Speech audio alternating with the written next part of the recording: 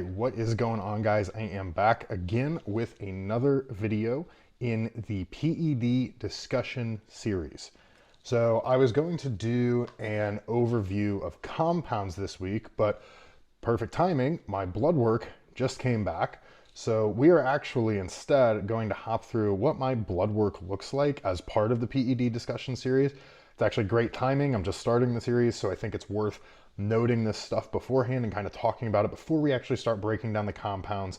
You can kind of see what to expect when you do things right. And you'll notice things still aren't perfect, but they're really close. Before I get into actually breaking down my blood work results, I will put those up here.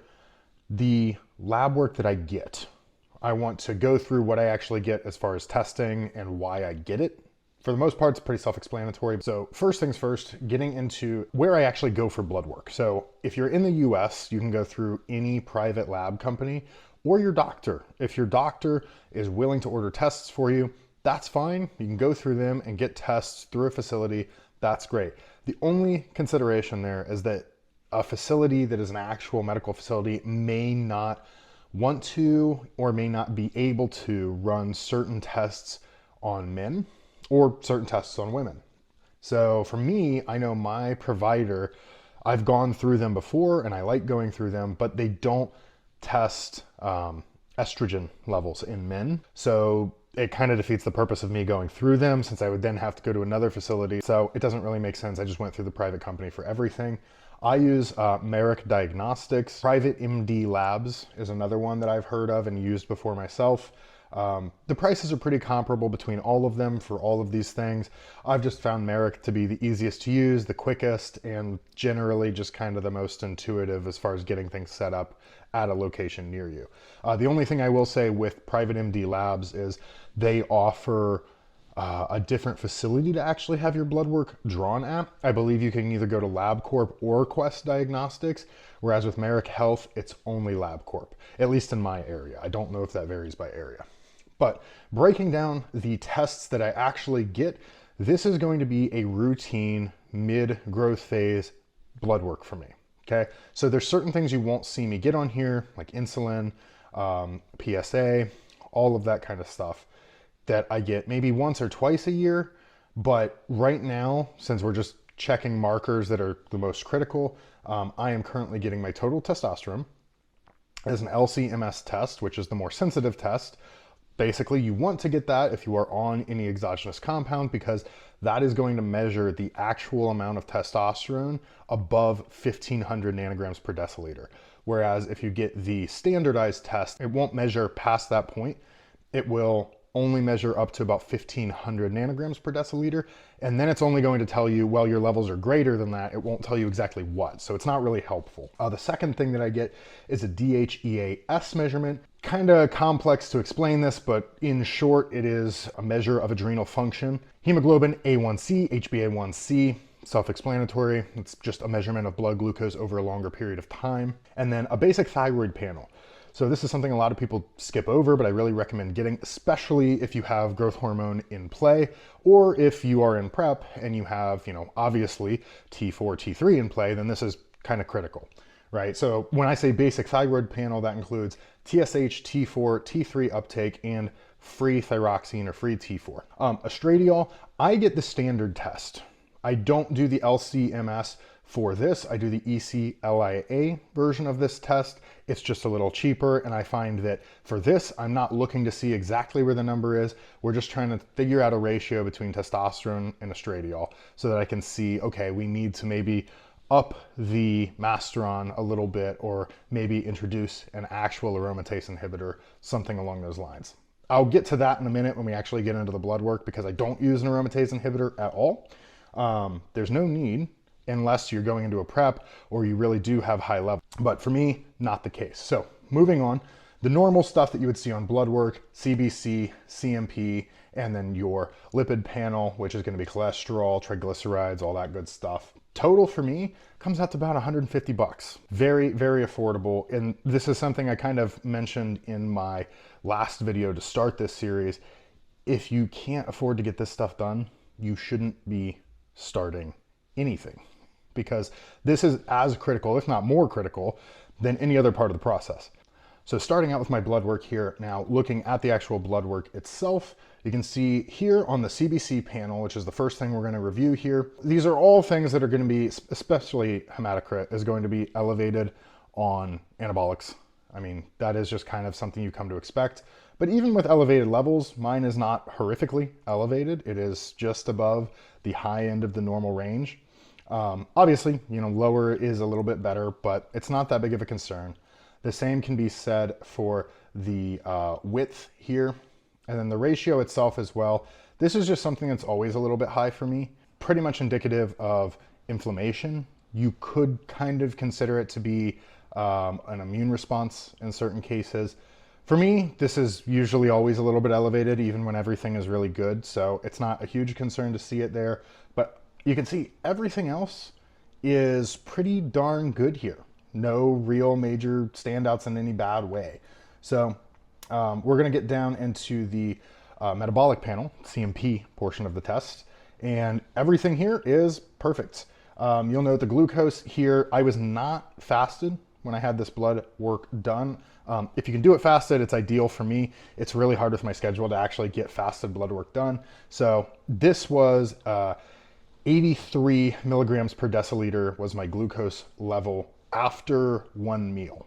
And it was pretty much immediately after one meal. So this is really good, especially because I'm on a pretty significant dose of growth hormone. So seeing that where it was after one meal, really solid to see, considering we are 9 weeks now into the growth phase. Everything else here, nothing crazy important to note. I will say something I always keep an eye on, and it's something that you need to make a consideration for if you are taking telmisartan, which I am. Pay attention to your potassium levels. You can see mine is on the higher end of the normal range, but you do not want to run elevated potassium levels outside of this range. If you have elevated potassium levels, that is an immediate thing that needs addressed by a medical professional, because that can and will potentially lead to cardiac arrest or any other number of heart issues, right? Specifically cardiac arrest.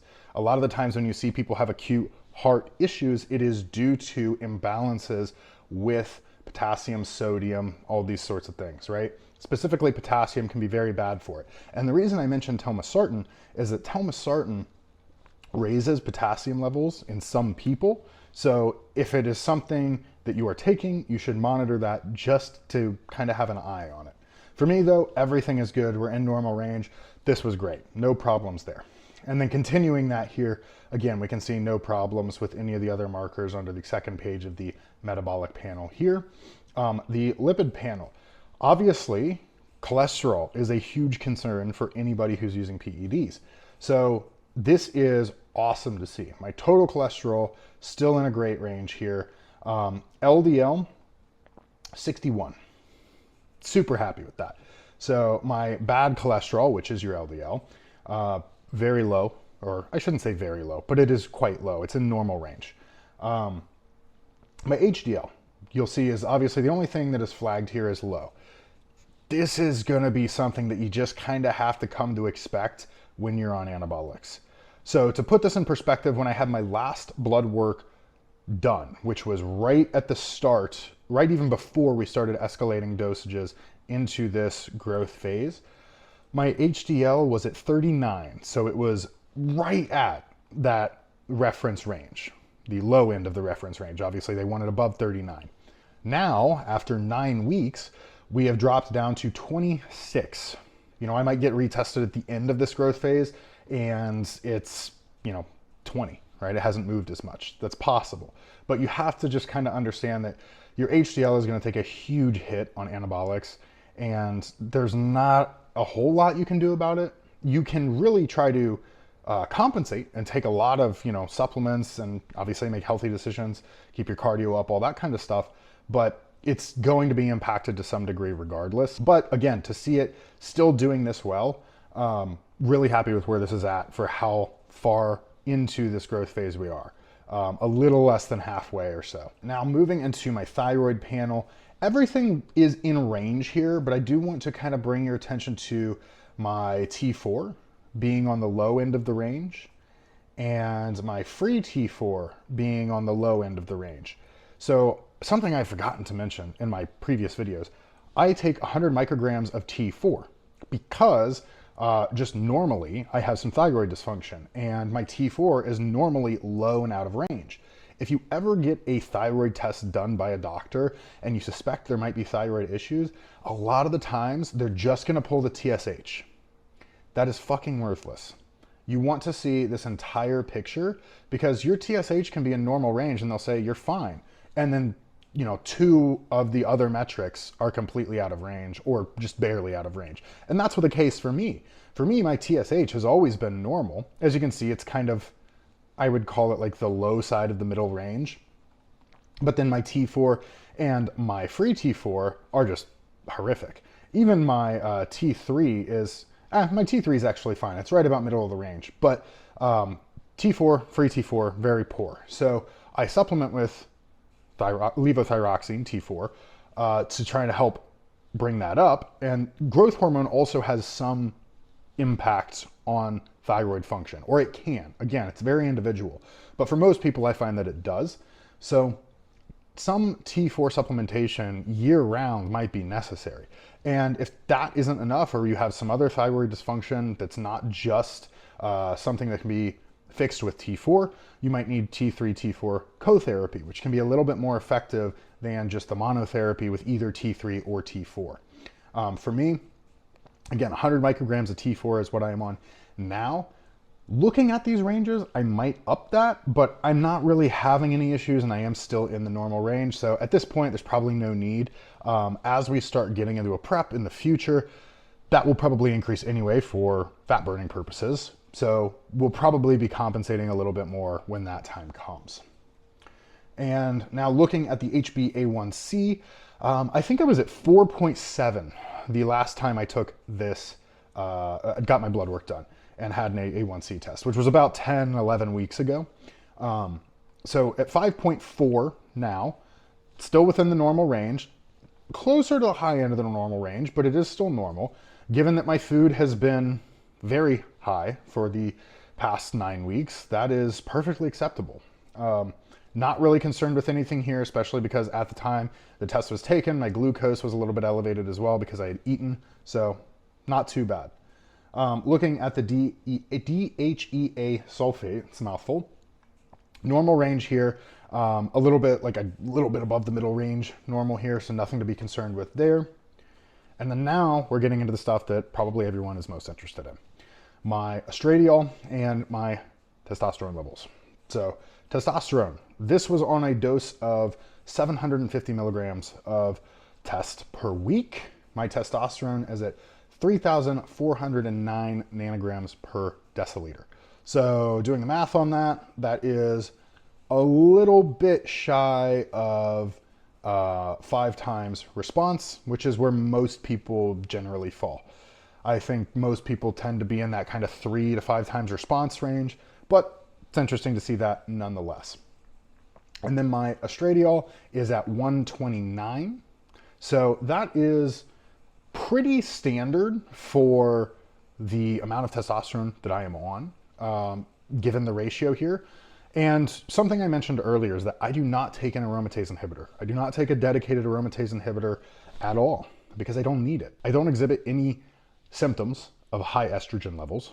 I don't have any issues with it. Something that a lot of people will do because of, traditional internet wisdom or whatever you want to call it, they will try to nuke their estrogen into this reference range. So they have, let's say, a 4,000 test level, and they're going to take an AI until they lower their estrogen into that reference range of, 8 to 42. You don't want to do that. It's completely unnecessary. Obviously, if you're having high estrogen side effects that need to be addressed, you should look into, potentially taking an aromatase inhibitor. I will say there's probably better things to do first. There's probably considerations to be made for the compounds you're using, dosages of other compounds that are not AIs, certain things that you are potentially eating or taking otherwise, as far as supplements go. But to my original point, you don't want to just nuke your estrogen down into nothing. The reason being, estrogen is cardioprotective, it is neuroprotective, and it is also just as necessary as testosterone for assisting in building muscle. You want to have a level of estrogen. And people see these elevated estrogen levels and they freak out because they think, oh, my estrogen's high, I'm gonna grow tits, this is terrible. That's not the case. Your testosterone is way higher than the normal range.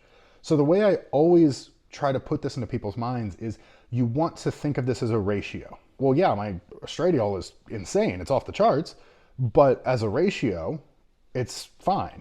And again, that's not necessarily going to mean you're not going to have side effects when, you know, that ratio is in check. You still have to monitor these things as they progress. There's no golden ratio. There's no, you know, guarantee that just because you maintain the same ratio of testosterone to estrogen that you had in a normal reference range, you're going to have no issues in a super physiological range. That's just not the case. For me, I know I have no side effects. I have no issues. This ratio works just fine for me. Now, with that being said, we will probably opt to up the Masteron a little bit because Masteron does have a slightly anti-estrogenic effect. And as we increase the Masteron, it will increase that ratio a little bit. So the reason we will do that is because currently I'm on 1,000 milligrams of testosterone, but the same amount of Masteron as I was on here. Again, this blood work was 750 milligrams of test and 1,000 milligrams of Masteron. Currently, I'm on 1,000 milligrams of test, 1,000 milligrams of Masteron. So knowing that the testosterone is obviously going to have an impact on raising the estrogen alongside the test, we'll probably up the Masteron to maybe 250 to 400 milligrams more, probably closer to the 200 to 250 range even. But yeah, that is, you know, kind of my view on it. That's kind of my breakdown of how that works. And it's something you have to hone in, of course, but I hate it when guys come to me and they are, you know, taking an AI every 2 days or every day they're taking one like clockwork. I'm like, don't nuke your estrogen. You want that. Hold on to it. It is important, right? You just have to understand that there's something that you need to do to balance it, or there are things you need to do to balance it. That is gonna be it, guys. I have now gone through all of my blood work. That is everything I have here. Everything is looking great 9 weeks in. We are gonna continue to push the growth phase. Obviously here, pedal is down now, doses are up, food is up. I'm at about 4,000 calories on my training day now, and that will be going up probably next week as well. Sitting around 216 to 217 pounds body weight in the morning, fasted right now. So we are on the up and up. I don't like putting body weight numbers on things, even though that's kind of the name of the videos I do. That's a goal, not a marker to hit. So my body weight number, I would kind of estimate I'll probably be around by the time this growth phase is done is somewhere within the 230 to 240 range. I would say probably closer to the 230 side of that, depending on how lean I stay, based on how everything is going so far. 230 to 232. I'm gonna go out here and say that that's probably where we're gonna cut it short. That'll probably be about where it is, which if you put that on a timeline, let's say 11 or 12 weeks more of growth from where we are now, roughly a pound per week, roughly 12 pounds there, puts me at about, well, currently 228, but it's never always a pound a week for me. There's usually some little bumps in there that go up a little further. So I think 230 to 232 is probably a pretty reasonable range. So excited to see what we look like when we get there and when we get into the next deficit, which will be a slight cleanup phase before growing again. The plan is to do as many growth phases as I feasibly can while my body is maintaining before doing a show in late 2025 or early 2026. But I will discuss that more at a later time when the plans are more relevant. Obviously, it's just far out on the horizon right now. So for now, guys, hope you enjoyed taking a look at the blood work. If you did, if this was helpful, if this helped offer some insight to you, like, subscribe, comment what else you want to see. What compounds do you want to see me, I don't want to say review, but give an overview of, discuss, open up the discussion about. If there's anything that you want to see specifically, let me know. And until next time, guys, take it easy.